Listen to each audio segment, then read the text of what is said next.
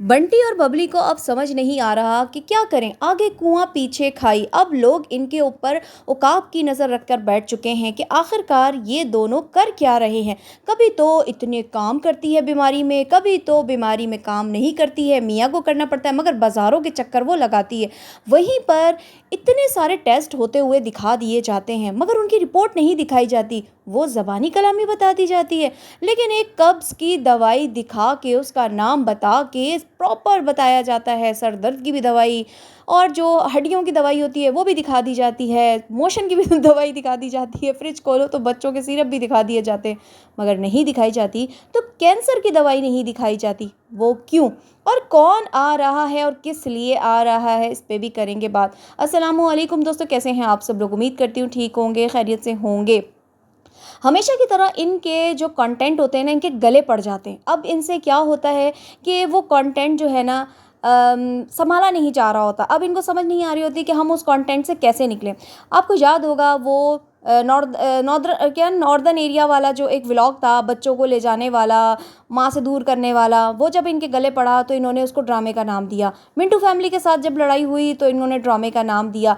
और फिर उसके अलावा जो पहली बीवी, वो पहली बीवी गायब हुई, वो आज तक इनके गले पड़ी हुई है, लेकिन ये उसका जवाब नहीं देंगे मगर हर बात का जवाब देंगे। एक वॉशरूम वाली चीज़ का भी इन्होंने नाम बता दिया कि ये दवाई खाएं तो ऐसा होगा, ये दवाई पिएं तो वैसा होगा। आप कैंसर की दवाई खाओ ना खाओ, लेकिन आपको इसकी दवाई ज़रूर खानी है। अब यहाँ पे वही कहेंगे ना कि दाल में कुछ काला है।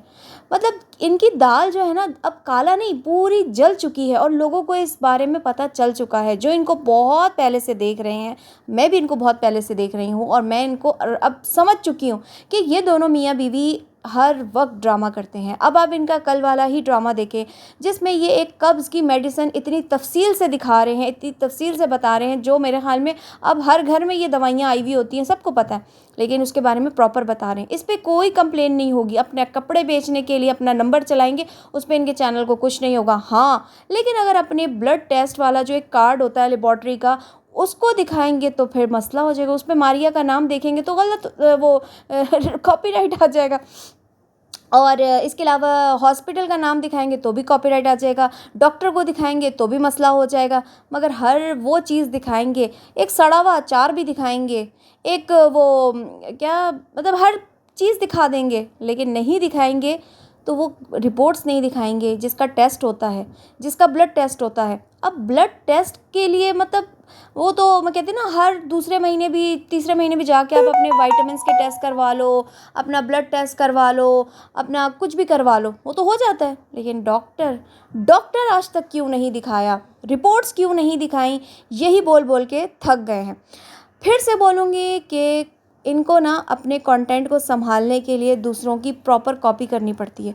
कल मैंने आपसे कहा कि जिस तरीके से ये एक कैंसर पेशेंट नौशीन की कॉपी कर रहे हैं, इसी तरीके से नौशीन को ही मतलब वो फॉलो करते हुए, उनकी कॉपी करते हुए आज ये मोहतरमा बैठ गई कि आप लाइक कर दिया करें, देखिए आप मुझे ना सब्सक्राइब कर दें, आप मुझे लाइक कर दें, मुझे देखा करें, मुझे लाइक करने से ज़्यादा कमेंट्स आने से ना मुझे वो डॉलर बनते हैं, पैसे बनते हैं, तो उनसे मेरा इलाज भी हो जाएगा, उनसे मेरा ये भी हो जाएगा।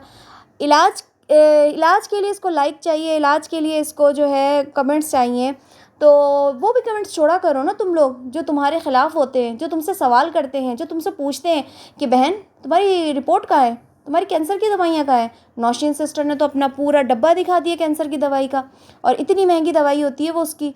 और कैंसर का जो इलाज है वो भी इतना महंगा होता है। कैंसर की एक दवाई 3 साढ़े मतलब जो मतलब अच्छी खासी महंगी होती है। मैं सबकी अपनी अपनी दवाइयाँ होती हैं। मैं अपने कज़न की दवाई बताने लगी थी कि वो कितनी एक्सपेंसिव थी, वो इंडिया से आनी थी। खैर अब तो वो अल्लाह को प्यारे हो गए, लेकिन बता रही हूँ कि वो बहुत ज़्यादा एक्सपेंसिव थी। वो दवाई तकरीबन पाकिस्तान की कुछ 25 लाख की वो दवाई थी, जो इंडिया में तकरीबन 3.5 लाख की मिल रही थी, लेकिन वो पाकिस्तान में फिर आपको पता है कि ज़्यादा महंगी पड़ती है। तो इतना महंगा इलाज है कैंसर का, और उसकी दवाई के लिए कहती हैं लाइक कर दें, सब्सक्राइब कर दें, मुझे कमेंट कर दिया करें, मेरे व्यूज़ आएंगे। फिर तुम्हारे बच्चे इतने महंगे स्कूल में कैसे पढ़ रहे हैं? तुम्हारे पास तो तुम्हारे हालात ही ठीक नहीं है, तुम्हें तो कपड़े बेचने पड़ते हैं, तुम्हें तो व्लॉगिंग करनी पड़ती है, इस हालात में तुम्हारे बच्चे इतने महंगे स्कूल में कैसे जा रहे हैं? इसका भी जवाब दो। लोग तुमसे कमेंट्स में ये भी पूछ रहे हैं कि जब तुम्हारे हालात ठीक नहीं है तो तुम अपने बच्चों को 20,000 वाले स्कूल में तुमने क्यों डाला हुआ है? हाँ, जब तुम्हारे हालात ठीक नहीं है तो तुम्हारे घर में ये रोज़ाना फ्रोज़न आइटम कैसे आ जाता है? ये गोश्त कहाँ से आ जाता है? ये कीमा कहाँ से आ जाता है? कोई ना कोई तो तुम लोगों की मदद कर रहा है ना, किसी न किसी बाजी को तो तुम लोगों ने हमेशा की तरह पागल बनाया हुआ है, जैसे हमेशा बनाते हैं। मुझे आज तक याद है कि लाहौर में भी इन्होंने एक आंटी के साथ बड़ा ही फ्रॉड किया था। वो भी मैंने बड़ा सुना था इस मामले में, जो कुछ कर कर आए थे। वो भी हमारी एक रिएक्शन वाली बहन थी, उन्होंने पूरी वो तफसील बताई थी। तो इनका तो काम ही यही है, फ्रॉड करना। फिर ये मोहतरमा आज फिर अपनी वालिदा की बीमारी को हाईलाइट कर रही थी कि वो नहीं आ सकती, बहनें मेरी मजबूर हैं। अब बहन से बड़ी कौन सी जॉब हो सकती है?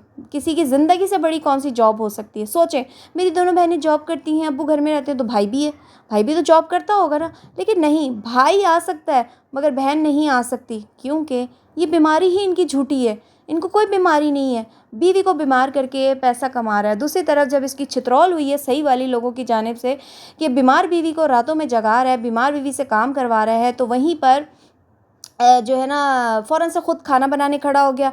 फिर 2 दिन ड्रामा करने के बाद फिर उसको बबली को होश आती है, नहीं नहीं आप छोड़े, मेरी आज तबीयत बेहतर है, मैं बना रही हूँ।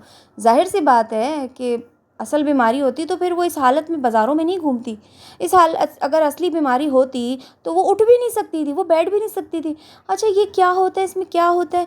मैं माँ नहीं बन सकती। आप समझे, मैं एक औरत हूँ, मैं माँ नहीं बन सकती। क्या आज के वक्त में 2 बच्चे काफ़ी नहीं है? अल्लाह ने तो तुम्हें फिर भी 3-3 दिए हुए, शुक्र अदा करो। किन किन चीज़ों के रोने रोगी?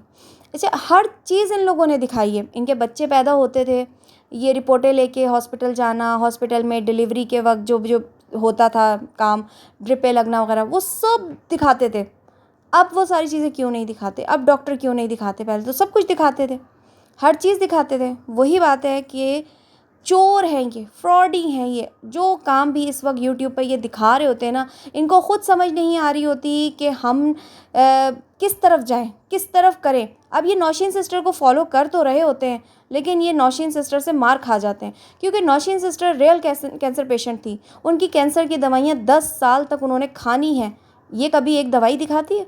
उस दिन तबीयत ख़राब है, मुझे रोज़ उल्टियाँ आती हैं। रोज़ उल्टियाँ करने वाले बंदे की ऐसी हालत होती है, वो तो बिस्तर से लग जाता है। अगर खुदा ना ख्वास्ता आपको मुझे एक बार भी अगर कोई गलत खाने की वजह से उल्टी आ जाए, तो हमारी तो कितनी बुरी हालत हो जाती है। हमसे तो संभाला नहीं जा रहा होता अपने आप को। और ये इसको रोज़ उल्टियाँ आती हैं, मगर रोज़ घूमने जाती है, घूम फिर भी लेती है, खाना भी बना लेती है, सब कुछ कर लेती है। मगर वही बात है ना कि इन लोगों ने मानना नहीं है। इनका काम ही सिर्फ़ है लोगों को बेवकूफ़ बनाना। लेकिन अब इनके लिए जो है ना, ये ख़तरे की घंटी बज रही है। अब इनसे संभाला नहीं जा रहा कि इसकी बीमारी को हम कैसे संभालें, क्योंकि देखने वाले, अब आप नोट करिएगा कि इनके चैनल पे कमेंट्स आने की तादाद बहुत कम हो चुकी है। ज़रा नोट कीजिए। उसकी वजह ये है कि लोग अब इनसे, इनके ही कंटेंट के ऊपर सवालात करने लग गए हैं कि ये औरत बीमारी की हालत में रात के 3-3 बजे तक कैसे जाग रही है। ये इस बीमारी में मुब्तला है कि जिसमें औरत ज़मीन पे नहीं बैठ सकती, ये भी इनके गले पड़ रहा है। और अब इन्होंने इसको, वो कहते हैं ना, छुपाने के लिए, इसको घुमाने फिराने के लिए, लोगों के दिमाग को घुमाने फिराने के लिए अब बुला लिया है मारिया के भाई को, जो पहले कपड़े घर में सीता था। अब उसको बुला लिया है। करेंगे ये सारे ही काम, ये औरत भी करेगी, लेकिन 10 मिनट की वीडियो में उसको 10 मिनट के लिए कहा जाएगा कि तुम कमरे में चली जाओ, तुम इधर चलिए, तुम आराम कर लो, ताकि लोगों को पता ना चले। खैर, अभी तो देखें कि मुझे नहीं लगता कि ईद के बाद भी ये कपड़े का काम कंटिन्यू होगा, क्योंकि इनका मौसमी ये डड्डू हैं। हर सीज़नल निकलते हैं, जब जब इनको ईद आने वाली होती है, इनको ज़रूरत होती है कि लोगों के साथ ये काम करते हैं। अदरवाइज़ ये कपड़े का काम ज़्यादा अरसे करते नहीं हैं। और अभी आप देखिएगा कि कपड़े का काम अगर हो भी रहा होगा तो एज़ यूजुअल बंटी बबली को मॉडल बना के कहीं ना कहीं समंदर पे ले जाके मॉडलिंग करवा रहा होगा। मैं लूँगी इजाज़त। अल्लाह हाफ़िज़।